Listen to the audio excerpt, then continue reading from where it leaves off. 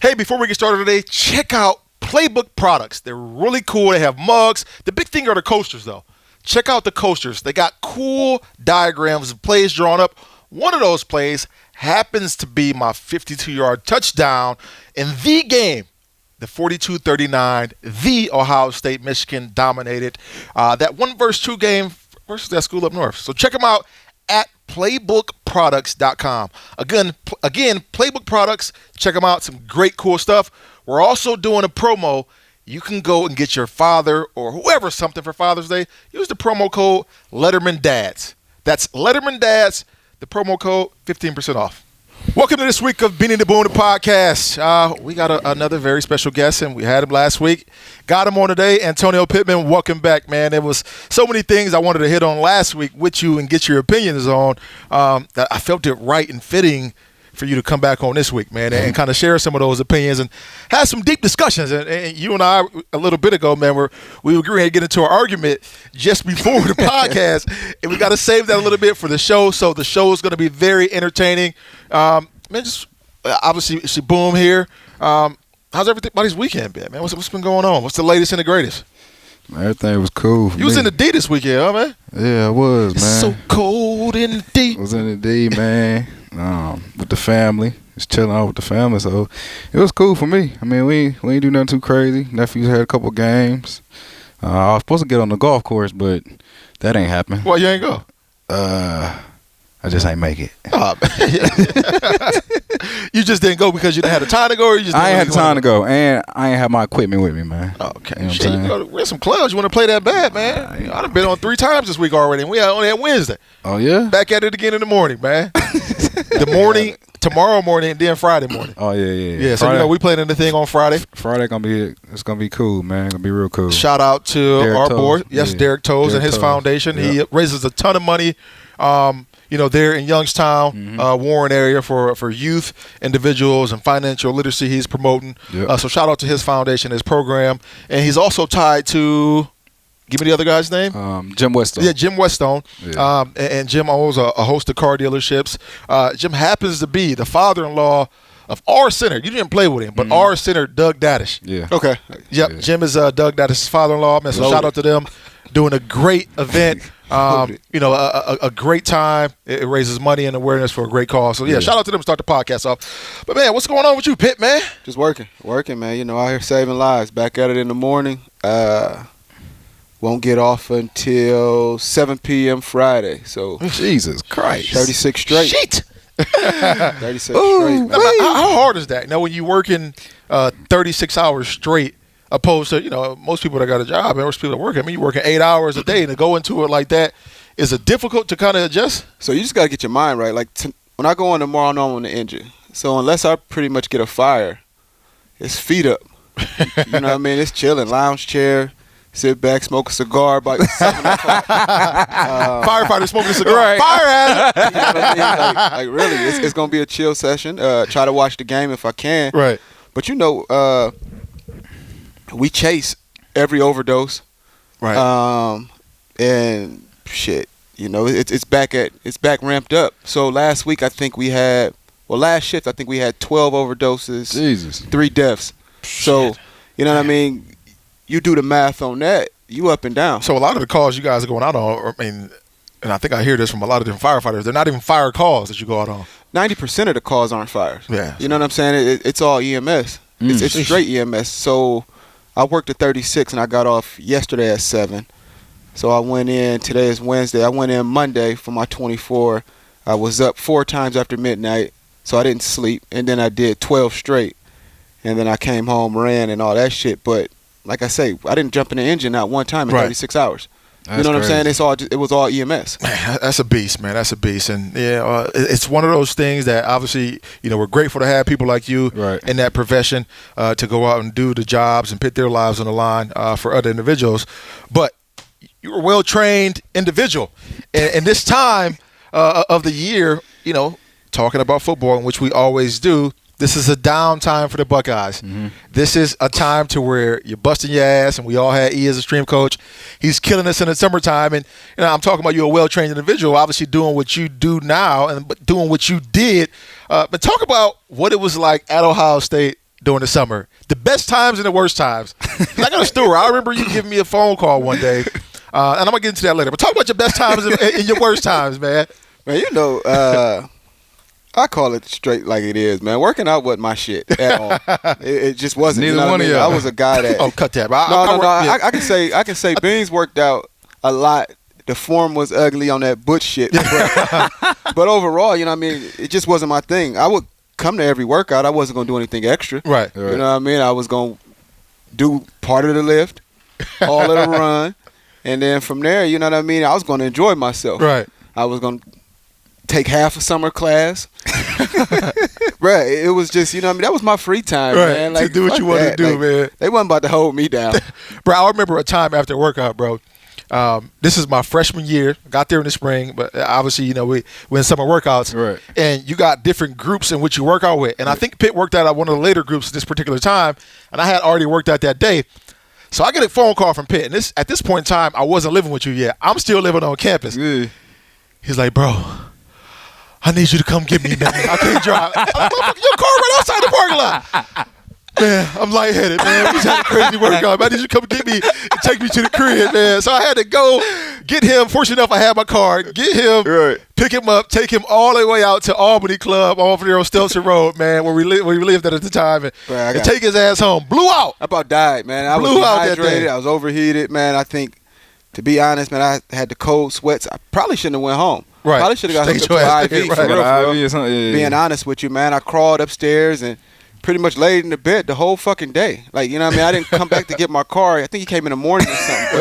But I was done, man. But that was summer workouts in Columbus, man. Like, it was hit or miss, and depending on how E felt, you know what I mean? And if you didn't get that workout in early, you might be outside on that turf. Oh. And it's 97 degrees, and you know what I mean? Eden got you on the sand pit, Right. holding onto a towel for fucking 10 minutes. Right. or you doing, you know what I mean? Y'all doing races in the sand. Right. And then from there, it's half gashers or Right. cut Oh, my 110s. gosh. Or it just depends on what he wanted to do. You know what I mean? And bruh, that was probably one of them times where I thought it was over for me, man. Like serious, I had to reevaluate life. Bro, it's crazy when you look back at those times and you look at how hard you were working in college. And I know the guys over there right now are working their ass off. Right. And I'm not going to say they don't need everything that they're doing. They don't. Some of it they don't need. But they don't, But I because- think it's more of a mental thing with the coaches. It's a mental thing, and it's for them to get their rocks off, and they want to see the transformation, and they want to build confidence in Right. guys. So they want to break guys to gain the respect, to get the respect of the guys, but then they want to see guys regain that confidence and start to see their body change and develop into men. So I understand that aspect of it. But for a guy like me, I ain't miss a workout.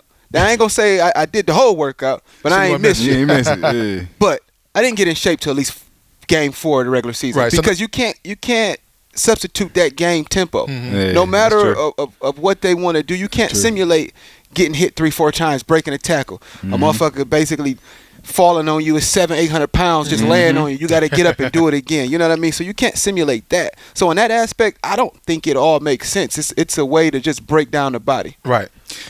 Do y'all think the training that they doing now is harder or easier? Or I think it's smarter. I was just about to say that. I think I that's think what I'm it's about to say. smarter. Yeah. When you go back and you look at the guys, and then the before pictures and then after pictures that they take, and then Yeah. the supplement center They that they look have in crazy. place. Yeah. You know what I mean? Like, they have a traditional, like a real That's meal all we had prep. with Like, muscle we milk. had no, you had Gatorade shakes. Right. Exactly. Yeah, that's what it is. You had Gatorade Right. shakes, and you had them fucking Pedialyte pops. They was good though. The chocolate was Shit, that's all you had. Right. You know what I mean? The shit was good when that's all you had. But, Yeah. you know what I mean? They actually have a real system in place for those guys. And I'm not saying we didn't, but the times have changed, and you have to grow with the times. And what Mickey has put in place over there is amazing. I mean, I won't take nothing away from, y'all didn't have Al Johnson. I had Al Johnson. I had Al when I first came in. Okay, so Just you had playing, Al. I didn't think Al wasn't like all in your face like E. E would get out there and actually participate in the drills and do the shit with you. Right. You know what I mean? Al was a guy that he would set the workout up. We'll do the shit. We'll go home. You know what I mean? He understood recovery though. Right. You know what I mean? That's Late in the big. season, we was probably the most in shape, well conditioned team my freshman year. I think freshman sophomore year. Like, we were a well conditioned team. Like, second half, like, guys wasn't getting hurt. we were starting to take it to teams. You know what I mean? E came in and like literally broke you off and broke you down. Like, and it wasn't bad, but if you didn't have that mentality to be like, man, nah, fuck that, I ain't doing that shit. Right. He was gonna kill you. He'd fight you. Nah, he wasn't gonna do that. Man, I love that though, man. I love what it built for me, the foundation that it set for me and the rest of my career, just knowing certain things that you necessarily didn't have to do, but you were doing them. And it was like we talked about, it was a mental thing to where, you know, it brought out that competitive spirit. It brought out that mental toughness that a lot of guys don't have. So when you ask the question, is it different or is it better? Is it worse?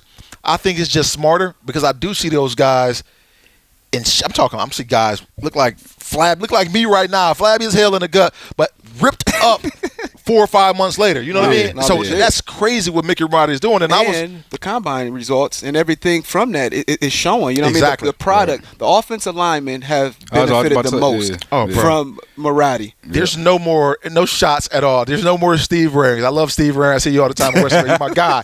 But there's not a lot of guys that walk around looking like, you know, how look at how some of our offensive linemen look. I mean, just calling a spade a spade. These guys look completely different. Truth. And they're moving better. I'm sorry, Steve. They're moving better though. You know what I mean? Like those guys are able to pull. Those guys are actually able to, because they run an up tempo offense. Yeah. So just think about what it takes to actually be able to execute that offense. Right. I don't think we could have done it. You know what? I'm gonna be honest with you. I think we could have if we had to. Mm-hmm. You know what I mean? But like I said, times have changed. The offenses are different. But those guys are actually, they're healthy. You don't see a lot of guys going down getting hurt with at least serious injuries. Right. You know what I mean? They're in shape. They're competing. You know what I mean? So me and Pitt both came in early. We both came in the spring. Boom. What was it like for you coming in the summer? Because you didn't come in early. Coming in the summer, and you're like, damn, I'm thrust into this situation to where I got to start working out with these guys. Here I am coming from high school. Was it a culture shock? Was it something different? Or were you like, you know what, this is something I got to do. I'm good to go?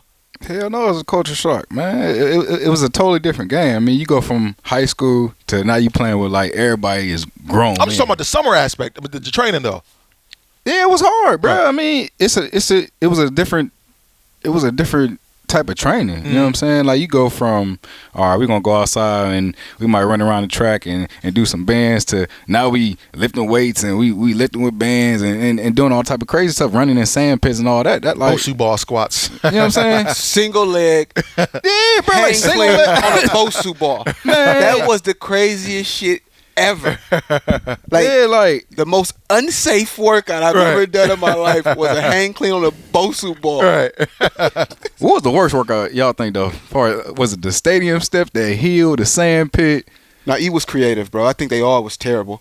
Yeah, you know he would break you down. Like, I would probably go with the stadium stairs though. Stadium stairs was tough. When we used to compete. At the end of stadium stairs, didn't we have to run gassers? No, or losers side had to run gassers. I remember being on that losing side, having to run gassers. See, I wasn't a part of that team. Yeah. So I remember being that. That gasser test used to be real, though. Oh, man. It was serious. But that shit got easier once you found the method, man. Right. Once you found that method, because if you sprint to the first hash, coast you gotta get out. And then after every turn, just sprint to that half, you'll 15 seconds. So what do you guys think that the number one thing that teaches, that the young guys are learning right now coming out of high school, and do you think it's the same? Because it's probably not even the same. I think right now, more so, these young guys are able to adjust a lot faster than we were because there's so much shit going on now. Because they're already in contact with these guys through social media. Right. Mm-hmm. You feel like you know a guy. You know what I mean? When we was coming up, the only time you actually seen a guy was in like a Bucknuts magazine. Right. You know what I mean? Or y'all would come to a big game and everybody would meet at the bottom of the stadium walking in. Right. And you'll be seeing guys passing like, oh, that's Dante Whitner. Oh, that's Ted Ginn. You know what I mean? And I remember coming to a game my senior year, and we're getting ready to play Harding. And I remember Manningham and all of those guys were sitting there, and I'm limping. Right. You know what I mean? I had just broke my toe the night before. So they I know had you turf ain't toe. playing. So they basically looking like, oh, shit. Oh, he ain't playing. You know what I mean? I remember the coaches coming up to me like, you all right? You all right? And as I was walking off the field, it was the Washington State game, I believe. I was at that Washington game. I remember it was a night game. Yeah. Yep. And I remember Coach Pence pulled me to the side like, you done. Like you done. Like fuck that. Like you done with the season. You know what I'm saying? Like don't go back and play no more high school football. You know what I mean? And that was like a real thing.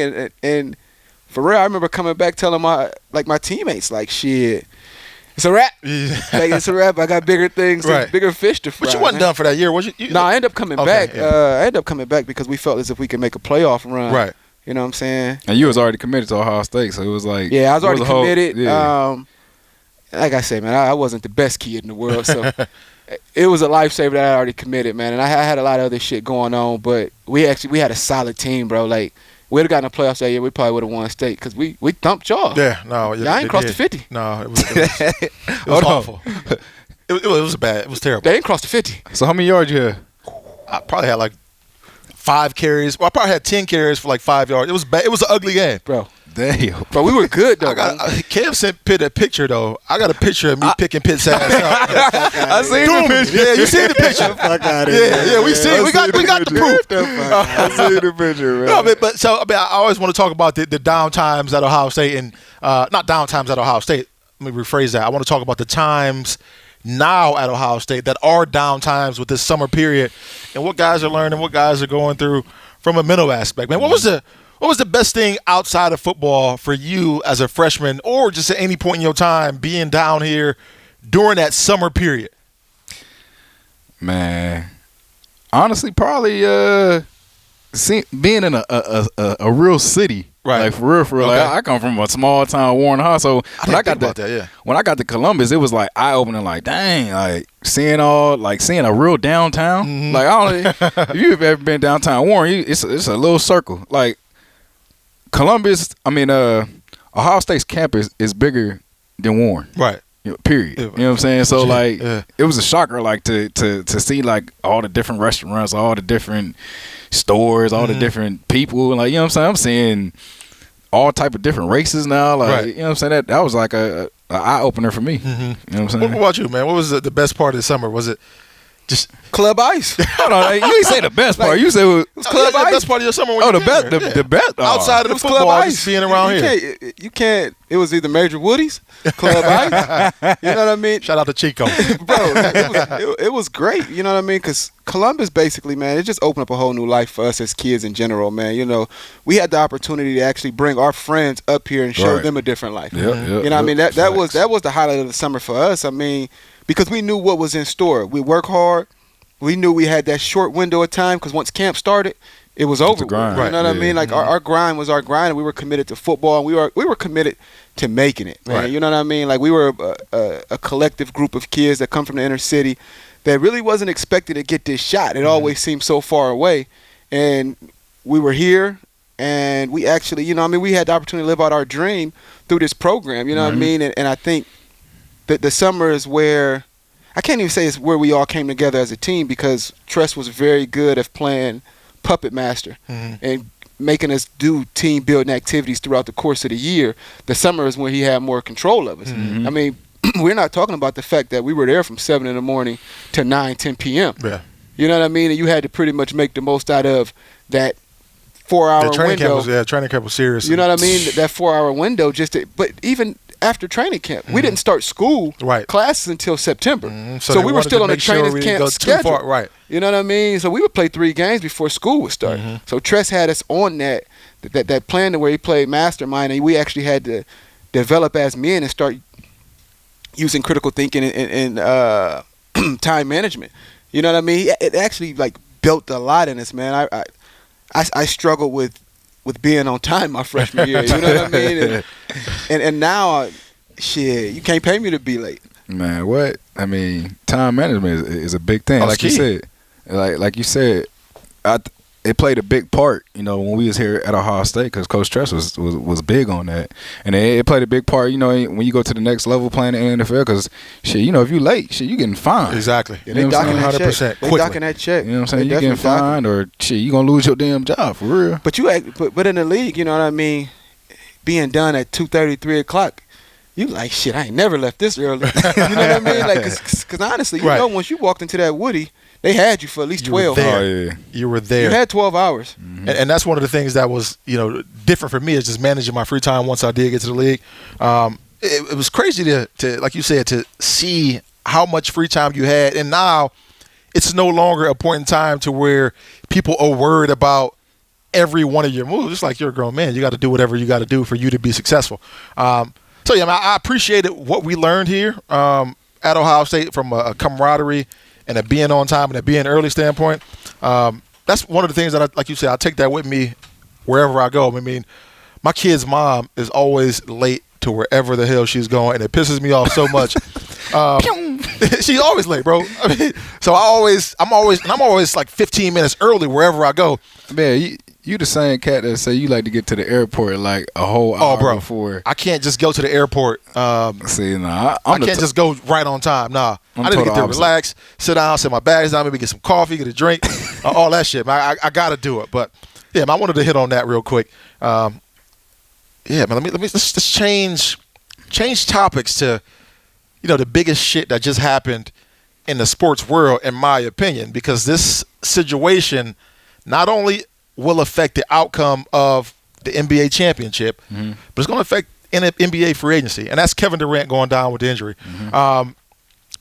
It was something, I think one of us said it on the show last week, that we thought that it was probably an Achilles because of the way that he fell and kind of grabbed down there anyways. It was no contact. It was no contact. And then we know, just from being guys that play sports at a high level, there isn't a calf injury out there that's going to keep you out, unless you ripped it off the bone. Yeah. That's going to keep you out a month and a half. You would have seen that roll up, either up or down in his calf, to where it would have been like a bulge, almost as if it was a Charlie horse. So we all anticipated it being we thought that it was the Achilles anyways. And now he goes, plays a little bit, tears the thing. What are your thoughts on that? And was that the right decision for him to be playing as a competitor, or do you think that, they should have just reeled it in as an organization and not looked out for the now but his future?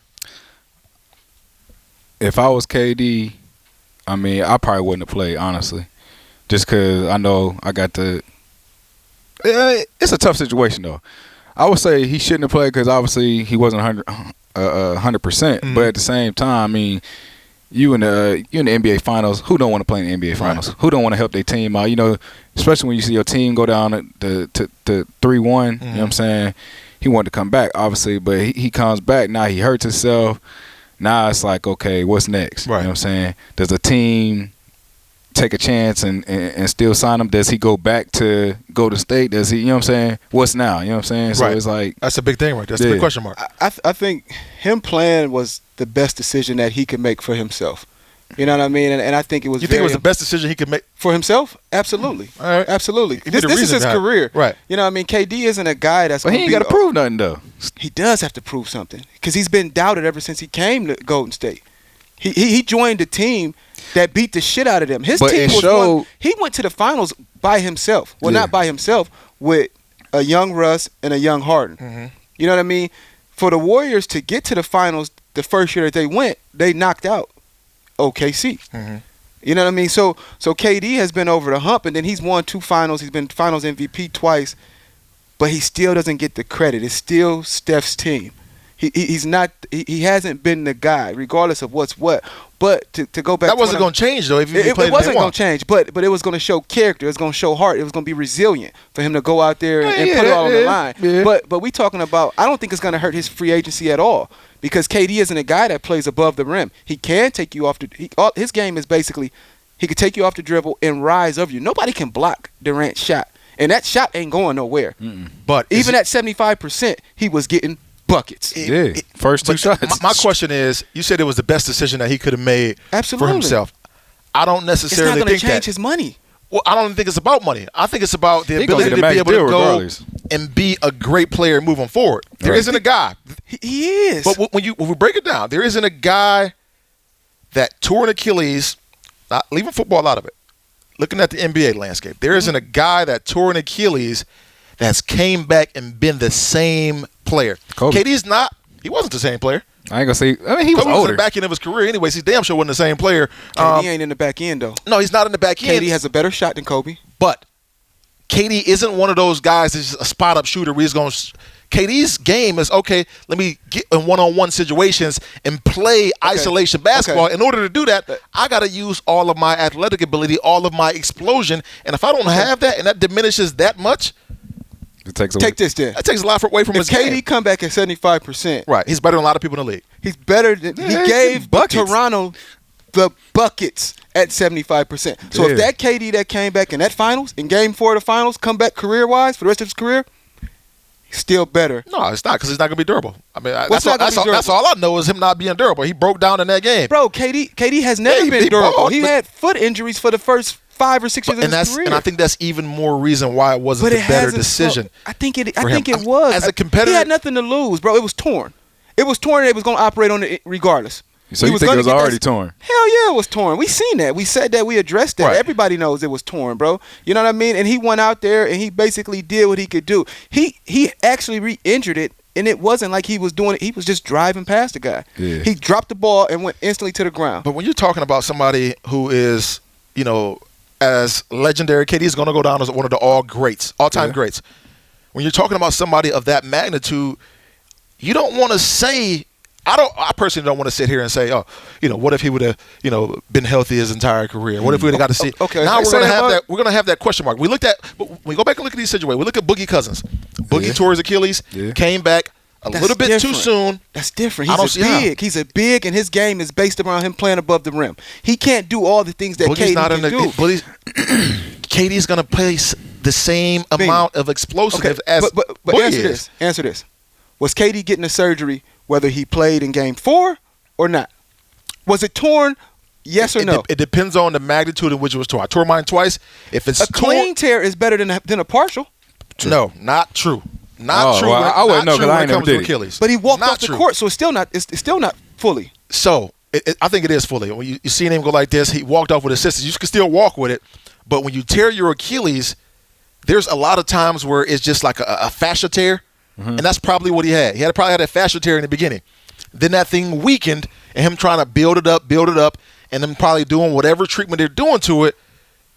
And now you tear that thing entirely. With a fascia tear, if he boot that thing for 6 to 8 weeks, take his time, by the next NBA season, he's ready to go full speed. But it's still probable that it He could do didn't it all again. the way heal again. Right. There's that But now it's possibility. gonna be this in that situation 6 to to where- 8 weeks that foot could get jammed, that scar tissue can build up, and there can be a lot of But complications. now, how in which much that more don't scar work. tissue is going to be after surgery? It can be a clean surgery to where they can come in and clean that up. Pitt, I'm telling you, I've been through it I two understand times. you. I understand you. I been watched through it. Rudy Gay. Rudy Gay came back and he played pretty good last year. Rudy Gay tore his Achilles. I think a lot of people forgot that Rudy Gay tore his. Played pretty good, but Rudy Gay isn't the player that KD is. Bro, just Kobe go scored look. 81 after torn Achilles. It was 68, 181. But Still, like still, bro. but Kobe got buckets. That's what I was saying. Kobe, the last it's a time, difference, the though, bro. last Nobody game, shooting like KD. took the ball Beanie. and shot it Nobody so many shooting times. like KD. KD can align himself and say, okay, bet. I'm going to sign this 1-year deal with Golden State. I'm going to re-up. I'm not going to play this whole season. Next year, I'm going to align myself. I'm going to go back to OKC and play with Paul George and Russ. That way they can dribble. They can set me up where I don't have to do that much. I can take my time and get back into the game. KD ain't hurting for money. You looking at a guy like DeMarcus Cousins. He has $31 million option this year that he can still sign. But you're looking at DeMarcus Cousins to where he's missed out twice on 2 big contracts. So he's trying to get back into the game and trying to get paid. KD can actually sit back and properly rehab. It's not made like $80 million already too. So yeah, but you sitting back at a guy that could have maxed out twice. yeah. You know what I mean? John Wall done got paid. Eric Bledsoe done got paid. Who else from their class? But I don't think. But in those situations, though, if I got $80 million in the bank, I mean, there's not a lifestyle change from $80 million to $200 million. There isn't. There's not a change. No. So what I'm saying is, I don't think it for there's those, not, but there's long-term family wealth. I don't think it is. If you do what you're supposed to do, $80 million to $200 million, there's Live not on a lot of interest. difference. There's a lot of difference. What I'm saying though, with these guys and Boogie Cousins and those individuals, I don't think it's about money with them because all those guys already got paid. John Wall, all of them already got paid before. All of them. We're talking about them getting their 3rd contract, right? But you know how much KD would have if KD opted and said, "I'm fully healthy, I'm going to the Knicks." How much his star power rises. But that's what I think it's about for It these don't guys. matter. I don't think it's about the dollar amount that they're going to get from a He's contract still getting perspective. paid, man, It's regardless. about. See, we look at it different because we play football. These guys got guaranteed dollars. They make a lot of money in their shoe contracts as is. Their shoe contracts supersede their NBA contracts. That's been proven. For these guys, it's about being able to be at the optimal level to where I can be considered the best at my position or the best in the NBA at that time. And I think he's still chasing that guy in LA. He's still gonna be the best though. That's what their whole career is based off of. And that's their why whole career is based off of chasing that guy in LA. Exactly. You want to win as many championships. And this was KD's moment. If KD could have came out within that that game 4, stayed healthy, and put up 27, 28 points, walked off, and then somehow they come back from that 3-1 deficit. He supersedes what LeBron did to Golden State. He does. No, he doesn't. He does. Yes, he does, bro. He's playing with the greatest shooter to ever live. There's no way. But that great, he can do LeBron did it with nobody. The greatest shooter. No. He did do it with somebody. He did it with Kyrie. And he did it with Kevin Love. But they ain't played one game though, right? Steph was going out there putting up 40, and they were still losing. KD comes back, and he has what? 12 points. You still tying him to the greatest shooting duo to ever grace the NBA. So it's not gonna. You're not gonna look at it and say because ain't nobody ever came back in 3-1. Yeah, bro. But you talking about the Cavs did it. No. That's what I'm saying. Before that, you're talking about Kevin Love's career before he went to when he was in Minnesota. You talking about a guy who averaged 20 and 20. Mm-hmm. He probably would have went down as probably one of the best. Because he was the only one there, though. You can call it what you want. 20 and 20 is 20 and 20. Facts. I just don't think that there would have been a point to where people would have, if they would have won, they would have came back and they would have congratulated KD. They would have gave him his props and saying, "You were a warrior. You did great by coming back and playing." His star power would have been on 20. It wouldn't have went any more. He's still about to get broke off. He's getting the flowers that he's never received right now. Leave the money out of it. Injury. He's still about to be a top 5 player. So, is he though? That question mark is going to be there. It's not going to be a situation where he where got a skill you can't teach, bro. We sit here and we talk about Steph Curry, the most unathletic, but I don't know point why guard in the NBA history. That's a star. He's giving so many kids hope. You talking about a skill? Wearing Under Armour. Durant can shoot. He can shoot. Yes, his game isn't based on the fact it's not based on explosion. He's 7 foot and he's going around you with ease. A lot of guys can't guard him. KD's 3-point shooting percentage. It's solid. But if you're going to sit here and say KD's game isn't based off explosion and in it's not based on him going to playing above the rim. He's not dunking on you. Yes, it is. No, it's not. KD is He's a better shooter. He's a take you off the dribble type of guy, and he shoot up. KD mid-ranges you to death, and then he start killing you with the threes. No. Bro, I trust KD can shoot the ball. Absolutely. He's very good at that. No. He's great at that. His game is not built off explosion? It's based off of him beating you off the dribble and pulling up. Yeah, in order to do that, I have to be explosive enough to be able to create my own shot, in which KD he can create his own shot because he's 7 foot and can't nobody block it. All right, moving on in this situation. We're not gonna. We can stay on this all day. Man. I want to get to a couple of points within this. One of those being Boogie Cousins' comments and talking about the Raptors clapping and applauding. And cheering when KD went down. Listen to what Boogie Cousins has to say, man. And I want to talk about this because it not only resonates with this situation, but with all of sports. That y'all don't care about. What do you think about the people who question KD's heart and how long it was taking him to return? Them.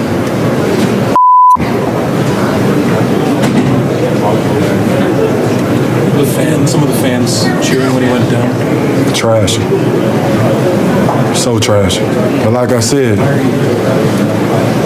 we only idolize is superstar athletes, not human beings. It's always about what we can do between those lines. That's it. That's all that ever matters.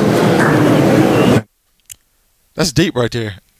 That's deep. And I think a lot of people see it and hear the message coming from Boogie Cousins and say, oh, this is Boogie being Boogie, talking shit in the media as he always does. But when you really break that down, and us as being athletes, we've all been on the other side where somebody was, either cussing us out on Twitter, cussing us out when we were on the football field, and we didn't provide these fantasy numbers.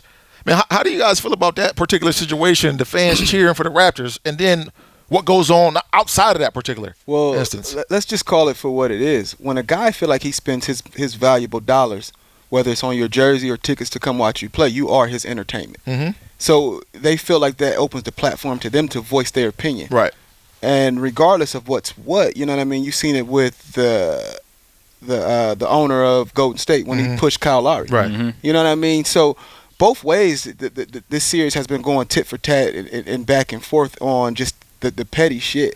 But it's the scrutiny that you get and you have to deal with as a professional athlete or a guy that's in the spotlight. You know what I mean? It's not fair. I think it's an ugly thing. It's immaturity at its finest, and it's all around fucked up. But you know what I mean? I think deep down inside, you roll with it. I don't agree with it. You know what I mean? But only time will tell, and there's pretty much nothing that it won't change. I remember when Bookto was playing Ravenna and Marcus Sanders broke his ankle. You know what I mean? And Bookto's whole crowd cheer. Man, beat their damn chest because this guy was out there. He was that dynamic of a player, man. That you know what I mean. If he doesn't go down, Bookto don't win that game. Right. You know what I mean. If KD doesn't go down, that game ain't even close. I mean, the spacing that he provided on the court and just the way that he was just a mismatch for Toronto all around. You know what I mean? I don't think they were actually happy for the man to get hurt. Honestly, I think they were happy just that they didn't have to deal with that problem. Nah, man, I don't think so. I think they was. I don't think so, man. I just a fan. I mean, I would hope not, but I honestly don't think they were just like hell yeah. Fans are gonna be fans. I mean, like you said, we are their entertainment. When good things happen, they cheer. When bad things happen, you know what I'm saying? It just all depends on what side they're on. And for that to happen to KD and the fans, cheering, it's just some straight BS. It is BS, man. And I get it from both sides of the fence and understanding that fans do feel like they have an opinion and they're able to voice that opinion. They are. I mean, we're all human. We can say and do whatever we want, but doesn't make it right. It's not right. I think, people look at the jobs, people look at the salaries, people look at these guys being on TV, they look at the celebrity status and say, you got it easy. You're okay. You're okay. You can deal with what I'm saying. No, but we're still we got feelings humans. still. Exactly. And I think that's one of the things that, people forget is that these are still people that go out and work their ass off. Just like the executive at IBM works his ass off to get to that position. They don't respect rich people problems. That's pretty much what it comes down to. Right. Like you got and they looking at it like that, but it's not even a rich people problem. This is a real life issue. It's a human problem. You know what I mean? They looking at it as if like, bro, you got the money and the resources to if you never play again, your life is still better than mine. You know what I mean? So therefore, you are my entertainment. And I can say what I want to say to you, and there's nothing you can do about it. Because if you touch me, my life is going to be that much more better, and yours is going to be worse for the moment. Yeah. And that's another thing too. I mean, at what point in society do we get off of just thinking about it from a dollar and cents perspective? When everybody stopped wanting to go viral.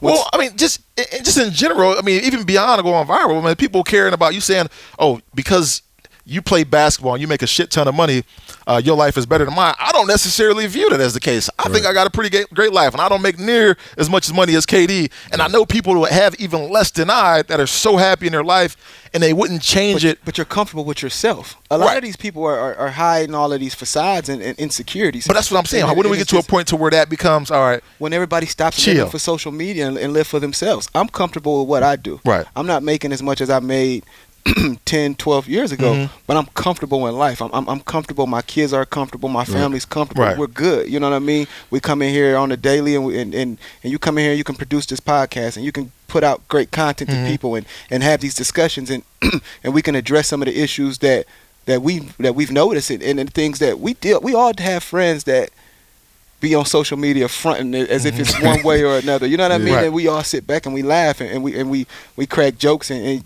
you know what I mean? We have the opportunity to tell them what it is. But we know that you don't have to go through that or live that type of way. I mean, we've all been through that depression stage of being done with football to where we was actually walking around as one of those people. You know what I mean? Putting on this front like everything is cool, and we wasn't happy with ourselves. Right. But once we found that comfort and feeling good about ourselves and got our joy back, you know what I mean? Life is that much more easier. You can enjoy it. And you speak on something, man. You speak on that depression. You speak on the issues that people have. And, we talk about it all the time here, and I'm going to continue to talk about it. So you don't like hearing it, I don't know what to tell you. I'm going to continue talking about the mental health aspect of being an athlete and how important that is. I mean, these particular situations, as we're talking about right now with fans, cheering for an individual being injured, I mean, how do you think that plays on a mental? And not just to say KD is sad and sulking about the fans cheering with him being injured, but from the perspective of he has to put on a facade like you just talked about. We're tough. Everything's okay. We're Teflon. Nothing bothers me at all. Everything just rolls off. I got no issues. I got a bunch of money in the bank. I can't have anything wrong with me. That's the problem with athletes right now, is because they feel like they have to do so much. We have to put this shield on for everybody else to say that, you know what, we're invincible. We can do this, that, and the third. You're asked to be super masculine. Right. You have to just be that beast. You know what I mean? That hunger has to grow within you. You know what I mean? Every night KD steps on that court, we're expecting him to go out and kill. Yeah, you know what I mean? So when you see a guy be vulnerable and show some form of emotion, it's taken as a sign of weakness. Right. You know, so he can't sit there and go back and forth. When he had the burner account on Twitter, and he was going off on people and really speaking the truth. You know what I mean? Like, that was his time to show his raw emotion. You know what I mean? But he got caught with that. But that was him at his purest. You know what I mean? He actually was showing who he really was behind a burner account. But you got the real KD. Like, you got who you got. You know what I mean? And I think that's why Boogie Cousins get a bad rap. Right. He's a very emotional player. He speaks his mind, and he's not sugarcoating anything. And if more guys were like that, I think it'd be more acceptable. But when you got guys like, you got Russ that's coming at you full-fledged. You ask him a dumbass question, he giving you some sound bites. You know what I mean? So it's just the balance that I think we'll never get to as professional athletes and just as men in general in a society, to where life has been desensitized by just social media and things that you can see on the day. I wish we would get to. I know I don't think it'll ever happen either. I think there's always going to be that gap to where guys, have to make themselves feel superior for the comfort of everybody else, because you look at an athlete, you're expecting him to be this all-world. People idolize these guys. Moving along a little bit. I mean, we're not deviating too far off, because this still has a little bit to do with a lot to do with the NBA, a little bit to do with the Raptors and Kevin Durant. Is how does the injury change the landscape of NBA free agency and the draft, if at all, in your opinion? In my opinion, I'm going to go first with this. I think it changes the landscape in the sense that I no longer think KD is the number one option out there in terms of free agency and teams going to mortgage the future on going and getting a guy. I think teams probably will want him. Teams probably will offer him the max contract, but I don't know if it's a situation to where they're going to be wanting to do that first. They're going to look at other options. And I think some of those other options do include Kemba Walker, do include Kyrie Irving, two of the best guards out there in the league. What are your thoughts on that? Do you think it changes the landscape of NBA free agency? In my opinion, I think the injury, I think teams are still going to want him. I think he's still the number one. He's very target. valuable. I mean, one of the all-time greats. Like y'all said, it's going to take some time for him to heal, but I think he's going to bounce back. I mean, we done seen guys have injuries and bounce back. I think he's a guy that can, come back from this injury and still give you 40 points, whatever it is, and lead a team to another finals. I mean, that's just my opinion. When you look at a team like the Knicks or the Pelicans, in that aspect where the Pelicans are looking for a superstar, a hurt KD sitting on the bench will still bring dollars. Right. Jersey sales, marketing, everything. Because you can actually for market 2 years. That's what I'm saying. You can market his comeback. You know what I mean? And you will get something out of a product. You know what I mean? You can get KD out there for half a season knowing that he's not going to resign. And we know the trade Knicks him ain't and about build winning. some other assets. But then when you look at New York can really Market parlay crazy. this thing. You know what I mean? They can actually take who they want. They didn't. The balls didn't fall how they wanted. Pause. In the lottery, so they can't get the Zion Williams and match him up with the KD. Right. But what they can do is say we won the free agency by getting KD, tank this next year, get the best college player coming out in the draft next year, plus a KD, and then now you're looking at something like we got something great. You know what I mean? You mess around and land a guy like Cassius Stanley if he go to Duke and ball out next year, and then you line him up with a KD. I mean, you actually have something there. I think free agency, it'll change a little bit just because of it'll kill some of the excitement of trying to figure out where KD's going, and the NBA really can't build that up. You know what I mean? Now it's back to what Anthony Davis is going to do. You know what I mean? So, and that could be another thing. New York, talk about that situation. New York might be able to mortgage the whole future on Anthony Davis and get a KD for cheap, and then wait it out, and then it just depends on what Anthony Davis is willing to do, because he said he's down to New York or LA. Right. So, the thing is, he doesn't really control this 2019 free agency. Right. they still have his rights. He can't just say, he's not an unrestricted free agent, essentially, so he can't make a move. So in order for him to leave, it would have to be the right situation. Right? Yeah, sign and trade, the right situation presented or a match for the Pelicans. Somebody can put you talking about AD, right? Yeah, I'm talking about Pelicans. Yeah, New Orleans. So I think somebody can put an offer out on AD, I believe. He's under contract. He's under contract. They can't he's put an not offer even restricted. Yeah. So, he's not even restricted free agent. Right. AD's best bet is to go to LA. You know what I mean? But this is my thing with that. The Pelicans' best bet would be to draft Morant. We're about to get an argument going here because this is something we talked about a little bit, so be prepared. Okay, so Zion Williams is 6'7", Julius Randle is 6'8". They're essentially the same guy. Julius Randle averaged 21 and 8 last year, bro. In his 6th season. You're not going to compare. You're not going to get me to say Julius Randle and Zion Williams are the same player. So you would put both of them on the same team? You have 2 6'8" power forwards? Yes, I would, because they're completely different. You know how dynamic Zion. They're not spacing the court out, bro. They're not. You can go into a zone and stop them. Bro, Zion is not going to have the same career, and he's not going to be able to get the same stuff off through long term in the NBA. Why? Because he's going to be Blake Griffin. Oh. Why? What you mean, why? All Blake did was fucking dunk. Oh my God. He started shooting at the end, though. Because he couldn't dunk no more. But he was hitting, though. Because they shrank the court. Blake's best bet was Chris Paul. I'm so upset right now. I don't have the statistics for Zion Williams and his shooting ability. Have you not seen the guy shoot? Bro, Julius Randle shot 52% last year from the floor. We're talking about Julius Randle in his 6th season. We're talking about a dynamic guy coming into the NBA. How dynamic was Julius Randle at Kentucky? We're talking about a guy that's the best player coming into the draft. All he did was dunk. LeBron. All he did was dunk. No, he has the most hype since LeBron. He's not the best guy to come in the NBA since LeBron. He's not. He's not. Who is? Zion? He's not. Who is? Complete player? Yeah, please give it to me. Ain't nobody else had no complete player? Who else was it then? Better. I'm talking about the height. We talking about like. I'm giving you the just hype. Overall, who's the best player to come into the league since LeBron? Zion Williams. No, hype wise. Who? Hype, bro. You talking about? We're going to go off. Obviously, levels.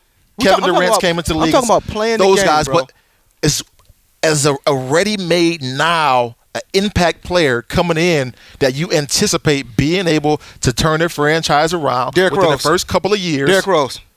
Derrick Rose. No, because you have to throw you have to throw in the hype when talking about a guy coming out. You're talking about a 6'3" point guard that's won the MVP, that took the Chicago Bulls but he didn't do from it in nothing.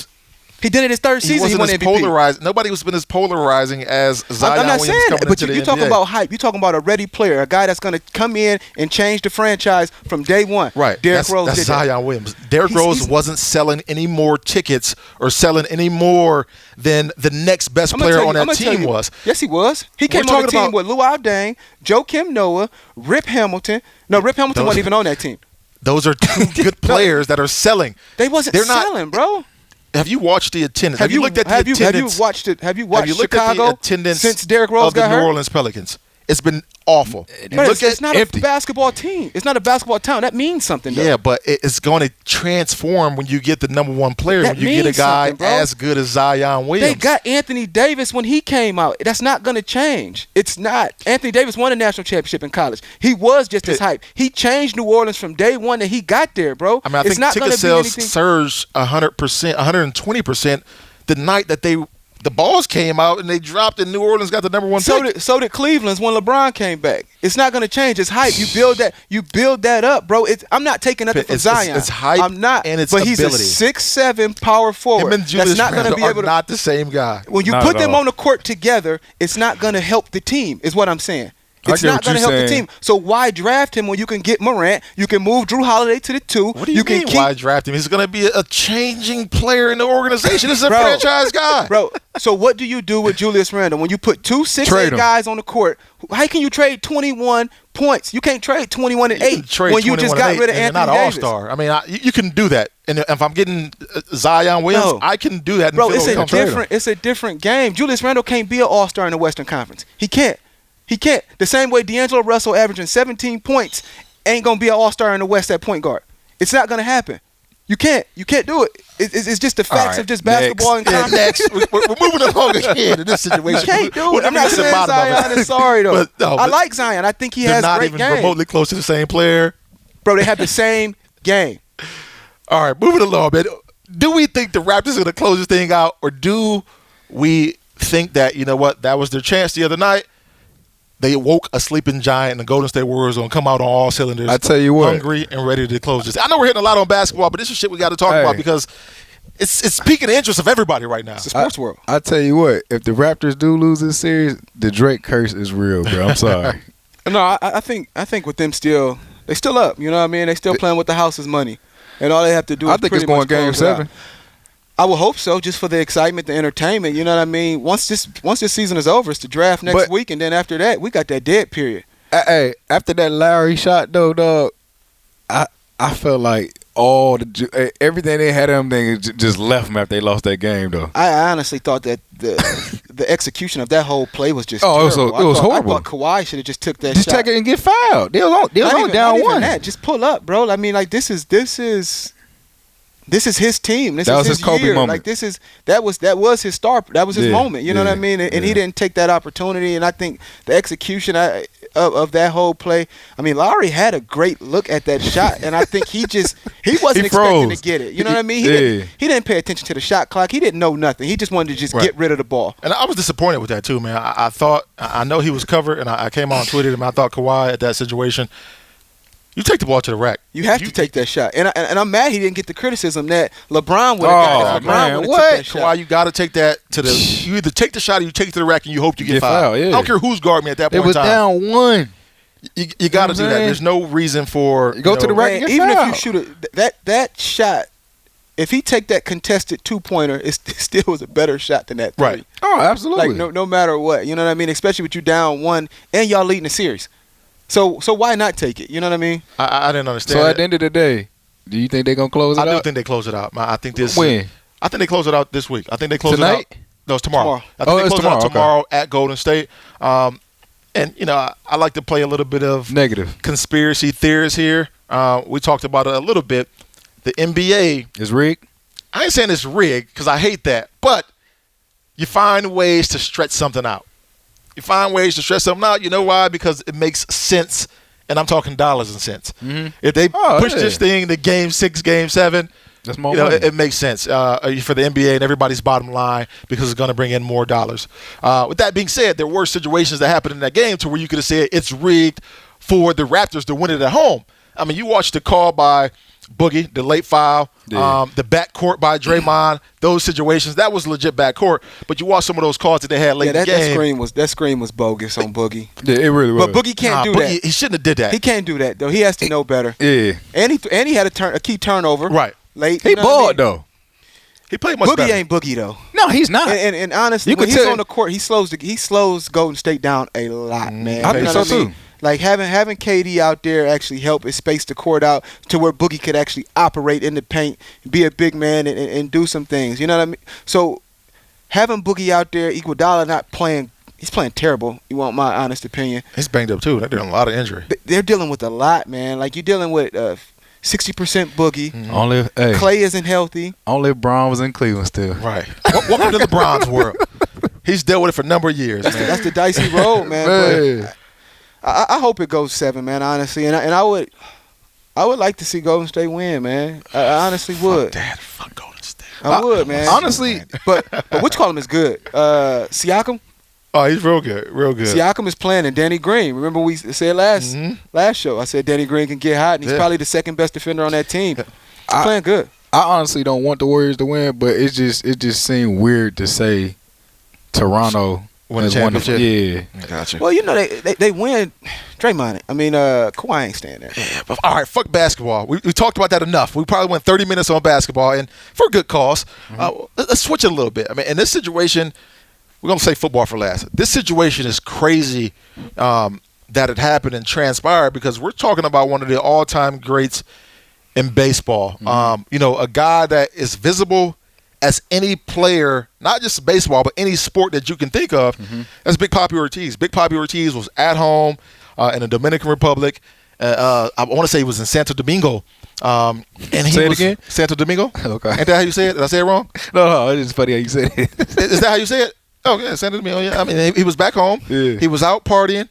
And wasn't not even like partying. He was at a restaurant. He was having dinner. 2 guys, one on a motorcycle, other one on the back, like we see on the movies, come up and shoot him. And Big Papi is shot in his back, comes out of his stomach. I want to talk about that, man. How crazy is that of a situation to where you're an individual that, like I said, as polarizing as he is, that represents his country like he does on a consistent basis, to go back home and to be shot. I don't know the circumstances. Obviously, there's a bunch of rumors out there as to why it happened.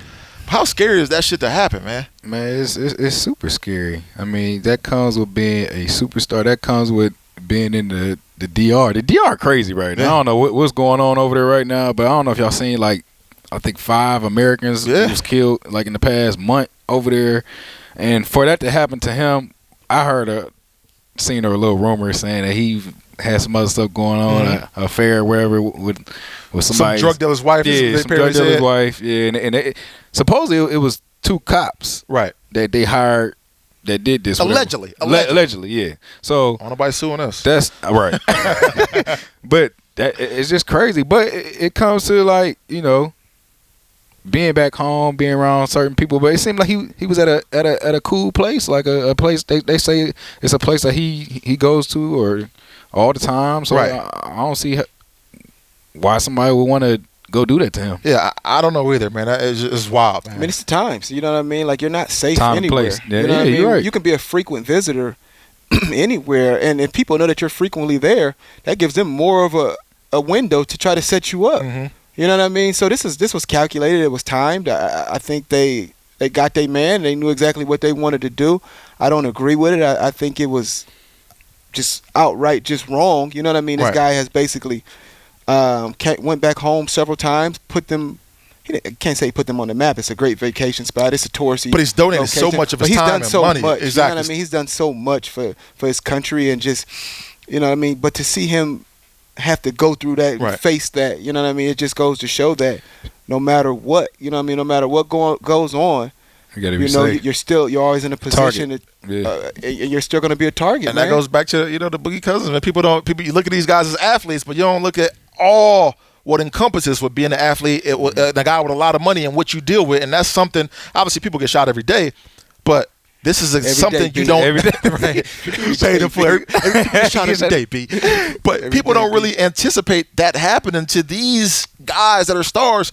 And then when you talk about, you know, guys in different countries, I don't know if y'all remember Wilson Ramos, the catcher for the Mets. Yeah. The situation happened in 2011. He was in Venezuela, where he was from, back home. I think he had just, you know, signed a contract or something. This dude was kidnapped back home, and held for like a week or so. I mean, that's crazy. I mean, you don't hear about back home though. Like you the different countries. I mean, when you cross that water, it's a little bit different over there, and they think and feel a whole lot different. You got to think in the DR, a machete is like a pocket knife. Yeah. You know what I mean? They walking down the street with just machetes. Yeah. Yeah, you know what I mean? So it's just the rules, the regulations are just totally different, man. And those people you're dealing with people that's really, really in It's poverty. a different lifestyle. You know what I mean? Like, poverty is really real. Yeah. You It's know, scary, you go man. over there and you got money, and they looking at you like you're a piece of meat. Right. So, you know, for a guy like David Ortiz and just for any successful guy that's from out of the country, and that's a lot of those baseball players nowadays, you got to be extremely cautious, because a lot of those guys have actually been sold to teams. They won't speak on it. Right. You know what I mean? They've been funded their whole careers by cartels or different organizations that then put them in that position and have demanded X, Y, and Z in compensation back for players. I mean, ESPN has done several stories on I think, what's his name, Puig?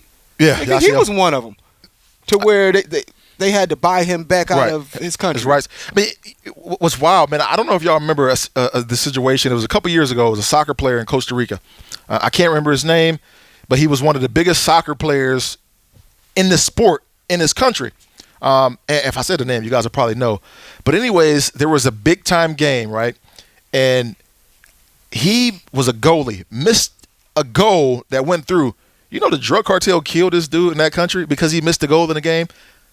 That's wild. And that's to think of, you know, how the sports and how those figures over there in other countries, yeah, it's great, and we view them differently in America. But when you go back to where they're from, They ain't just playing no games. Exactly, they ain't playing no game. It's just another piece of meat, and you really have to be on your P's and Q's. And But it happens so here much too, of it does happen here, but not at the magnitude of this. I mean, we don't. No. It doesn't happen to the point where you see guys getting, you know what I mean? But it's regulated different. It's a lot of Right. corruption. Exactly. In And that's all the these thing. other That's what I was countries, getting at. you know All what the I mean? corruption in People different countries. They don't address that because speaking on that can get you harmed. Right. You know what I mean? Guys getting into their political position with the push of cartels. Mhm. You know what I mean? So those type of things, it's all hush over there. That's just a crazy, scary thing, man. To Prayers to that brother, man. Yeah, no, man. Shout out to the Mets, man. They not the Mets. Shout out to Boston. Yeah. They sent a jet over there to pick him That's up, bring big him back time. home, and all that. And while we're on DR, obviously we talked about the people, the Americans, and our condolences to those individuals that went over there, stayed at the resort, and passed away after drinking some alcohol. But some shit went down in DR that had the sports world in an uproar, and not the big Poppy Ortiz situation. There was a fake Dak Prescott in a DR, right? I so showed that you the wasn't video. him? It wasn't Dak Prescott. No. The dude looked just like Dak Prescott. What was he doing? He was on a boat. Get it in. So they was He was lined up too. involved in some extracurricular sexual activities, and all I got was message after message after message. You see this Dak Prescott? Right. They're about to give him all this money. He's on a video like this.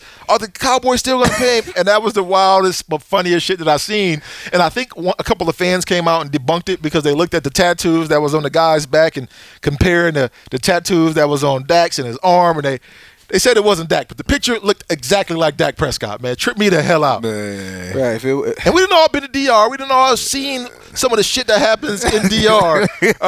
When you get athletes that go over there at times. So I was like, man, I look like Dak. Must be Dak. Right. So, hey man, if it was Dak, hey, my man. Salute, brother. Absolutely. That's the time of your life. You only live once. Right, but that was wild, man. It would have been crazy had it been him. I'm glad it wasn't. Fortunately for him, it I'm wasn't. glad you said it because I'm over here thinking think I thought it was still him. But we live in this microwave period, man. It'll have been highlights for 2 weeks and then they forgot about it, man. You got to Shit, until he in that meeting with who's your company that he signed. They gonna pay the Dak endorsement with. regardless.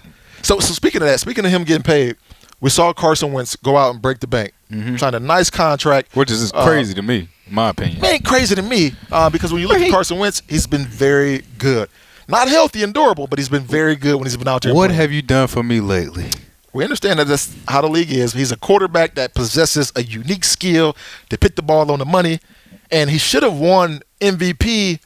Was that his rookie year that he should have won league MVP, or second year he should have won league MVP? But he had the injury, and obviously they go on to win the Super Bowl. And Nick Foles plays. But speaking of Dak Prescott and Jared Goff, what does the contract that Carson Wentz signed mean for those guys? That's good for him. And you look at the disparity. I think he's making, $31 million a year. Russell Wilson's still at that 35. So that was a nice gap for Russell and Carson Wentz. But what do you guys? What's your take on that? I think it's good for the next guy that's coming up that got to get paid. I mean, for him to get that contract and shit, I feel like he's played, but he ain't played in almost what? I feel like he hasn't played in a lot of important games down the stretch, and he always plays, starts the season and all that stuff. But he always getting hurt. Yeah, right. So I was surprised to see him get paid like that. But for the next guy up, I mean, I don't think it does nothing but help the fact that these guys could either get more than what he got, or just as much. I guess why I asked the question is because we saw Russell Wilson. We see him getting $35 million a year, and now we're seeing a younger quarterback and Getting less. Getting less. And I think some people believe he has more upside than a Russell Wilson. Hell no. My take on that is it's a difference between Philly and Seattle situation. Both of those teams are built around the quarterback. Mm-hmm. You know what I mean? They don't have a running back, a bell cow guy who they're going to have to pay. They don't have that receiver out there that they're going to have to really shove out some dollars to. You know what I mean? Dallas has built that team and with the expectations that they were going to find a quarterback in free agency, and there you go. You draft Dak in the 4th round, and he comes out in his rookie year, and he's lighting up training camp. So then he start playing more and more in Trying to break down the numbers here. In the preseason games. Right. You know what I mean? He's playing more and more in the preseason games, and he's playing better. And here you have it. He's your starting quarterback. You know what I mean? They still haven't really put that stamp around Dak and tried to champion him as their guy still. As not the same way Seattle has. And they talked about wanting a team-friendly deal, too. That's what I'm saying. Not the same way Philly has. So then when you look at the Rams and then you look at Dallas, they both got Todd Gurley. The good thing about LA situation, Gurley got paid already. Right. So that opens up a lot of free money. And on the defensive end, you know what I mean, you got Marcus Peters. You got him. He was already locked into a deal. Talib was locked into a deal. You got Sue for dirt cheap. You had him for 1 year. You got Brocker out there. You got Aaron Donald that you paid. So the only thing left to do is pay your quarterback. You know what I mean? You got your receivers, but they're all on friendly deals. Robert Woods got a little bit of money. He didn't get anything crazy. They did pay his name is Instagram name is The Archer. Brandon Cooks. Yeah, they paid Cooks. They paid Cooks. So I think I see him getting paid, golf, way before I see Dak getting paid. And what Dak is going to get paid ain't going to be nothing close. To what Carter, you don't believe it? You think? I don't see how Dallas does it when you have Amari Cooper that needs to get paid. You have Zeke that needs to get paid. Somebody going to have to get – they're going to – But I guess the big question is, we know how the league is. Yes, we can sit here and say the Dallas Cowboys are a run-first football team and they play defense. But if you don't have a competent quarterback, you're destined for failure. And sometimes you have to overpay for those guys that may just be competent and they're decent. So you don't think he'll get the $30 million or $32 million a year, which we just saw Carson Wentz get? I think Dallas's best bet on paying Dak should have been last season. It should have been last season. They could have got him on a team-friendly deal before all these big contracts really hit the market. Because now they put themselves in a position to where they're going to have to franchise him. Right. Because I don't think they'll get a deal done. They got to. I don't see him taking a team-friendly deal when they haven't won a playoff game in years. Romo never done it. Then he comes in and he's superseded anything Romo has done. Zeke has been suspended. He still won. He's basically brought Amari Cooper's career back to life. You know what I mean? So when you look at all the things that he's done for that franchise, that organization, and they still won't put the arm around him and say, this is our guy, he deserves to get paid as a top-tier quarterback, you know, it makes you question. You know, when you sit here and you say we have other obligations and we want to get a team-friendly deal, you know what I mean? You still haven't gave him that push. Right. You know what I mean? Once Seattle and Russ stepped out there in that forefront after they paid Matt Flynn and they ran with Russ. You know what I mean? Like they put their arms around Russ. They put the ball in Russ's hand on the 1 yard line with Marshawn Lynch. Right. Which is ridiculous. You know what I'm saying? So that trust that Seattle has in Russ, Jerry Jones don't have in Dak. Yeah. Moving this along again, we got this new segment that is going to be a weekly deal. And we're going to have to find a sponsor for this segment because I love the idea of it. I was at home and I was just sitting and I was looking at shit that was really pissing me off.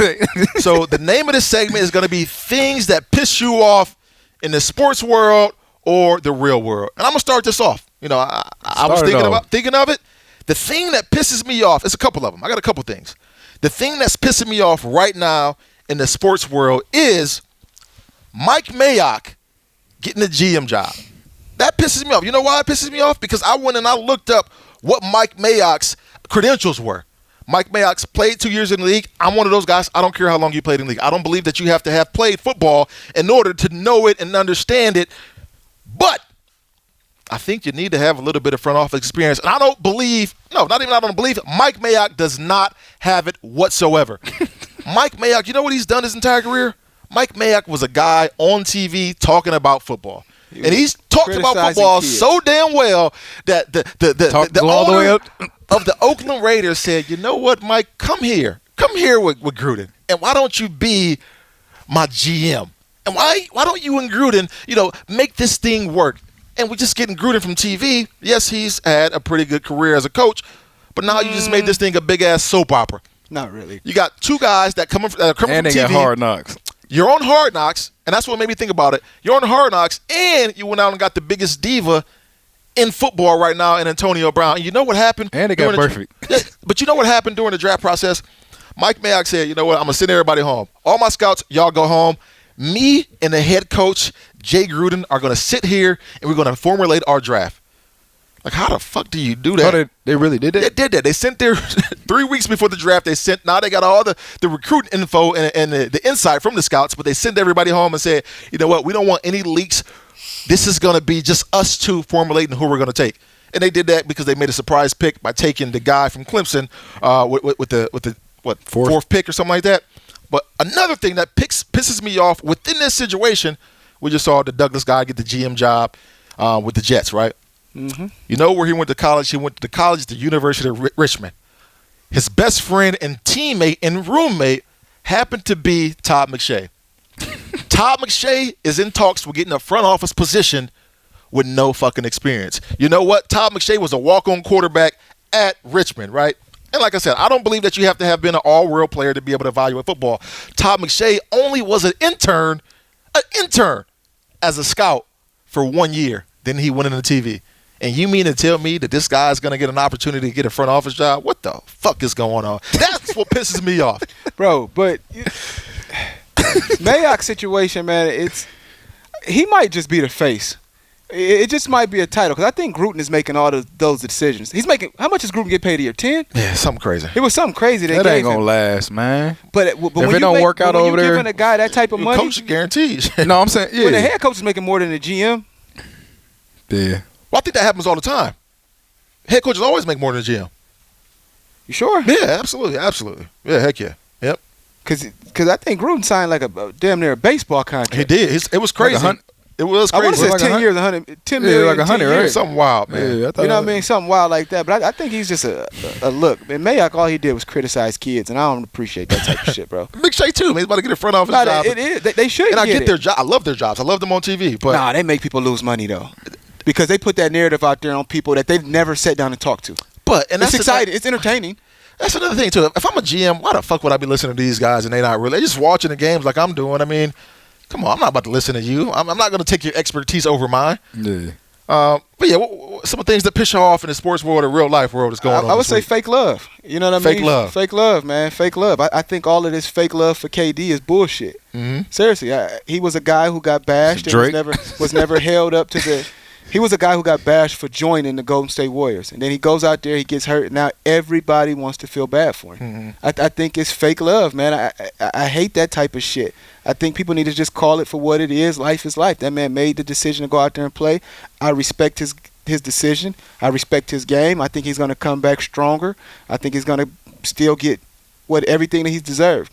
You know what I mean? I think life is already pretty much written out on how it's going to work itself out. Mm-hmm. And I think KD made the right decision. But for everybody that want to feel bad for him and give him all these praise and say it was a dumb decision for him to come out there and play and all of that, man, kiss my ass. What you got, man? What's pissing you off this week? Shit. Y'all did the sports world. I'm going to just say in real life, one thing I hate and a pet peeve of mine is when I open the door for somebody and they walk through and they don't say thank you. But I hate that shit, man. Keep opening doors for him, man. Oh, yeah, no. I'm going to keep doing it because I'm a good person. You know what I'm saying? I got a good heart. So, you know what I'm saying? Keep opening doors. You might trip him next time. Stick your foot out or something, man. And Paul Pierce be pissing me the fuck off, too. So he's an idiot. I can't stand him. Man, I can't stand Hey, hold on. Speaking of nappy heads, bro, did y'all see KD is going bald, bro? It ain't just nappy no more. He's going bald. Bad. It's awful. That shit is awful. Hey, I do want to go back to this draft, though. We got 2 minutes. 2 minutes. Give me 2 minutes. I want to go back to this draft. All right, what you got? So who's your top 3 picks? I'll take Zion and give me Barrett, and I love the kid Morant? Kobe. Who? Kobe, the kid out of North Carolina. So where do you think Morant goes? I don't know. That's just who I like. That's my top 3. So give me those guys. I think Morant is number 1. I think he should come off the board number 1. I don't like R.J. Barrett's game. I love it. I don't. I don't think he can. I don't think it'll translate. I think it'll translate better than Zion's will, but I don't think he would be a guy that New York should take. I think New York needs to go ahead and reevaluate this thing and try to package as much as they can, man. I really think Morant is the guy. What's draft next week? Yeah. All right, next week we have some shit to talk coming up the draft even more. But that's a wrap on Beanie the Boom, man. Appreciate y'all. tuning in. And, yeah, find us on Google. I always say Google Play, Apple, Stitcher, all that good Everything. stuff. SoundCloud. Download us, man. Give us 5 stars. YouTube. Give us the comments, too. Give us the comments. I love the comments. What you guys want to hear more of, what you want to hear less of, how you think we're doing. You think I need to change my shirt, anything. Give us the comments, please. Thanks.